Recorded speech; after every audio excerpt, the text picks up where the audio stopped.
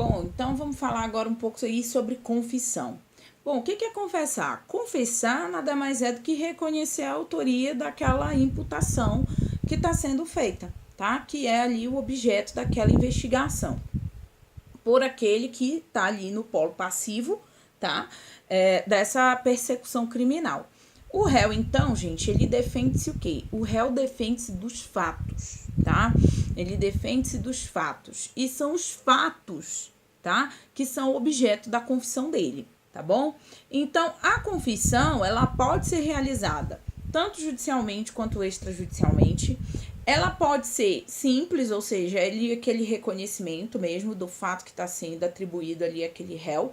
Ela pode ser complexa, quando o réu vai reconhecer vários fatos criminosos, objetos ali do processo. Ela vai ser qualificada. Por exemplo, o réu confessa ali e agrega ali alguns elementos para excluir a sua responsabilidade. Então, por exemplo, aquele cara ali que está sendo acusado, por exemplo, de um homicídio, e ele confessa, né, que deu a facada, por exemplo, na vítima, mas que ele fez isso para se defender. Ou seja, ele está dizendo, olha, eu realmente matei, mas eu matei, por exemplo, em legítima defesa. Então, isso seria uma confissão qualificada, porque ele confessa ali aquele fato que tá sendo ali imputado a ele, mas ao mesmo tempo ele tenta excluir a responsabilidade dele, tá? Então, um exemplo clássico aí para mim seria esse. Ela pode ser expressa aí de uma forma escrita, por exemplo, ou falada, que é o mais comum, né, acontecer, e pode ser tácita. Só que aí existe um porém, tá? Quanto à confissão tácita, né, o silêncio, né, e aí a gente tem que interpretar, né, que isso daí, apesar de ter sido colocado como uma classificação aí doutrinária, a gente olha com reserva porque o silêncio, ele não significa que a pessoa está confessando, tá? Ele não pode se constituir como um elemento para formar o convencimento do julgador. Por quê? Porque o texto, né, do artigo 198 do CPP, olha aí o que fala o artigo 198 do CPP. O silêncio do acusado não importa a confissão, mas poderá constituir elemento para a formação do convencimento do juiz. Para mim, né, ele foi alterado e ele foi tacitamente revogado pelo artigo 186 do CPP, porque olha o que fala o artigo 186. Depois de devidamente qualificado e cientificado do inteiro teor da acusação, o acusado será informado pelo juiz antes de iniciar o interrogatório do seu direito de permanecer calado e de não responder às perguntas que lhe forem formuladas. Então, tacitamente, né, o artigo 198 foi revogado aí pela vigência aí do artigo 186, tá?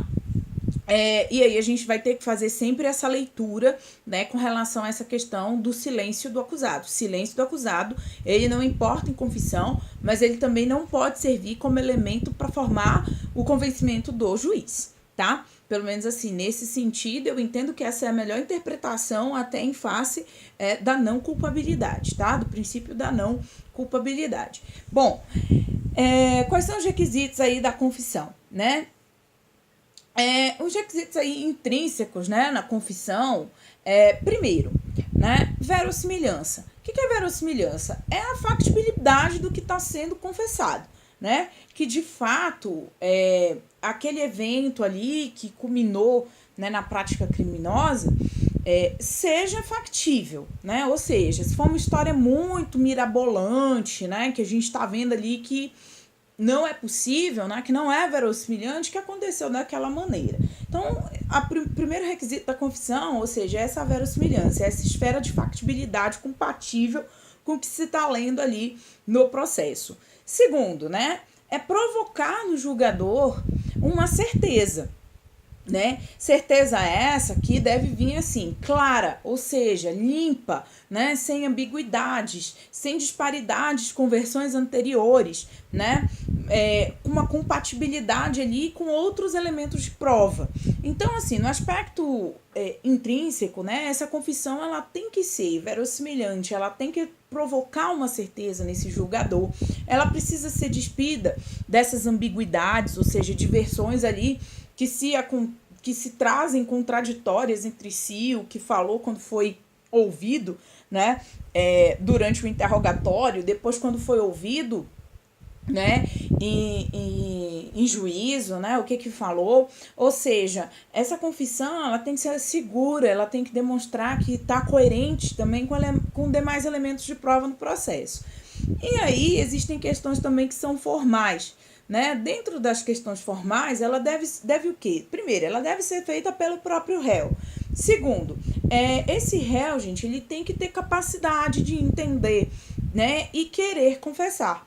Ele tem que fazer isso de uma forma expressa, ele precisa fazer isso perante a autoridade ali competente, que pode ser extrajudicial, pode ser no inquérito, pode ser judicialmente, tá? Ela tem que ser livre, ela tem que ser voluntária, tá? Então, isso daí são requisitos aí para que a gente reconheça, então, que houve uma confissão. E principalmente, né, gente, essa pessoa, ela tem que ter a capacidade, né, de entender o que fez.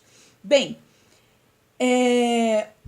a confissão, gente, ela é divisível, ela pode ser desmembrada, tá? Ela admite retratação. Então, por exemplo, às vezes o réu confessa na delegacia, chega em juízo, ele nega, tá? A confissão, ela é retratável, tá bom? Então, o valor probatório que ela tem aí, a gente sabe que não existe aí uma hierarquia entre as provas. Então, a confissão, ela também é um meio probatório.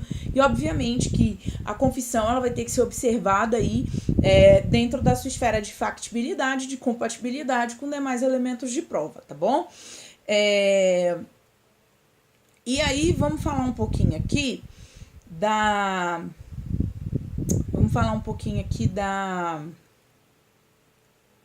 do ofendido, né? A capitulação do ofendido, ela começa aqui no artigo 201, tá? Ela é o artigo 201 aí do CPP. Então, vamos fazer algumas considerações aí com relação ao ofendido. Bom, o ofendido, gente, ele é o titular daquele direito lesado, tá? Que foi posto em perigo. É a famosa vítima, né? O ofendido nada mais é do que a vítima. E as suas declarações aí, ele vai prestar, né, dando aí a versão dos fatos, né, e tem uma natureza probatória, tá? O ofendido, ele não é testemunha, tá bom, gente? Ele não pode ser tratado como testemunha. O que vai acontecer? Ele não vai ser compromissado para dizer a verdade, sobre ele não incide falso testemunho, né? Ele tá obrigado ali a comparecer pro ato, tá? Devidamente intimado. Ele deve, né, ao final das perguntas aí formuladas pelo juiz, pelas partes, né, ele vai ser ouvido, tá? Pode ser por iniciativa das partes, pode ser por iniciativa do próprio juízo, tá bom? E a não realização desse ato, então, aí poderia implicar numa nulidade relativa, né? Então, o que acontece? O código, ele fala aqui que o ofendido, ele vai ser ouvido sempre que possível, né? Obviamente, porque você pode ter aí um ofendido, que é a famosa vítima, por exemplo, no caso do homicídio consumado, não vai ouvir a vítima porque não tem vítima para ouvir, tá? Então, sempre que possível, o ofendido será qualificado e perguntado sobre as circunstâncias da infração, quem seja ou se presuma ser o autor, as provas que possa indicar, tomando por termo suas declarações. Ele vai ser intimado para esse fim, tá? E pode comparecer vindo a ser conduzido, tá bom? Então, por exemplo, é o caso das vezes da vítima que é devidamente intimada para audiência, essa vítima deixa de comparecer e o Ministério Público e a defesa insistem, então, que ela seja ouvida. O juiz, então, vai expedir ali um mandado, né, de condução coercitiva para que essa vítima venha, então, em juízo, né, e seja ouvida, remarcando, então, essa audiência. E aí, no dia, né, num horário próximo dessa audiência, um oficial de justiça vai cumprir esse mandado e vai literalmente trazer a vítima, né, até o local, até o fórum, para que essa vítima seja, então, ouvida, tá bom? E aí, né, durante a audiência ou antes dela, né, vai ser reservado um espaço, de fato existe um espaço, tá, gente, que a vítima pode ficar separada, a vítima pode também querer ser ouvida fora da presença do acusado, tá bom? O que também não gera nenhuma nulidade, já que o defensor do acusado tá lá, tá bom? E aí, o juiz, claro, né, tem que tomar as providências ali para preservar essa imagem do ofendido, tá bom? Em alguns casos determinando inclusive segredo de justiça. Valor probatório aí das declarações do ofendido. Bom, gente, é um meio de prova, né, mas deve ser avaliado o quê? Com uma certa cautela, né, porque a vítima, ela tá inserida ali naquele contexto, né, que às vezes é um pouco complicado a depender da situação, tá? Então, as declarações da vítima, elas são um meio de prova, tá bom? Não é desprezível, mas necessita ser observada ali com cautela, observando-se ali a coerência do que a vítima está falando, né? Se o que ela está falando condiz com demais elementos de prova ali colhidos no processo, tá bom? São prerrogativas aí do ofendido, gente, a comunicação dos atos processuais, como, por exemplo, ingresso e saída do acusado da prisão, tá bom? Designação da data de audiência, sentenças, acórdãos, tá? Se por acaso, né, que mantenham ou modifiquem aquela decisão, tá? Essas comunicações são feitas aí no endereço que é indicado pelo ofendido, dando-se aí a opção até do endereço eletrônico. Ele tem direito a ficar num lugar separado antes da audiência, tá bom? Durante a realização, com o objetivo de se ter o mínimo contato aí com o agressor, com familiares, tá bom? Evitando também aí alguma situação de assédio por imprensa, enfim, tá? Então, o ofendido, ele tem direito a esse lugar separado, tá? Tanto antes quanto durante, tá? Durante a audiência. Ele tem direito, né, a ser encaminhado aí para atendimento multidisciplinar, tá bom? Na área psicossocial, de assistência jurídica e à saúde, tá?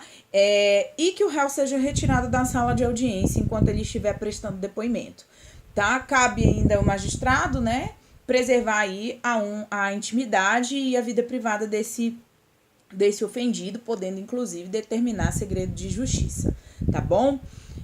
Vamos falar um pouquinho de testemunha.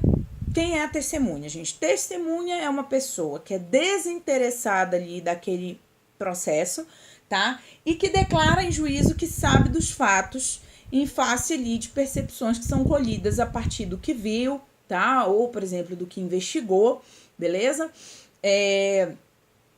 E aí, gente, essa testemunha, né, ela tá capitulada aqui do artigo 202 até o artigo 228, tá? Então, 202 a 228 aí do CPP.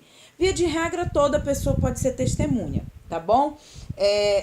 A testemunha, ela presta um compromisso, tá? De dizer a verdade. Olha aqui, a testemunha fará, sob palavra de honra, a promessa de dizer a verdade do que souber e lhe for perguntado, devendo declarar seu nome, idade, estado de sua residência, profissão, lugar onde exerce atividade, se aparente, em que grau de alguma das partes, ou quais as suas relações, o grau de relações com alguma das partes. Relatar o que souber, explicando sempre as suas razões da ciência e das circunstâncias pelas quais possa avaliar a sua credibilidade, tá? Lembrando que a testemunha, gente, ela vai se manifestar sobre as suas percepções pessoais, somente se inseparável da narrativa do fato. Então, veja bem, o 213 fala assim: o juiz não permitirá que a testemunha manifeste sua apreciação pessoal, salvo quando inseparável da narrativa do fato. Então, a testemunha, ela só vai poder trazer essa percepção pessoal se ela estiver intrinsecamente ligada com a narrativa. Se não tiver, a vítima vai depor especialmente sobre os fatos, tá bom? Especialmente sobre os fatos. Vamos falar um pouquinho agora sobre a característica da prova testemunhal.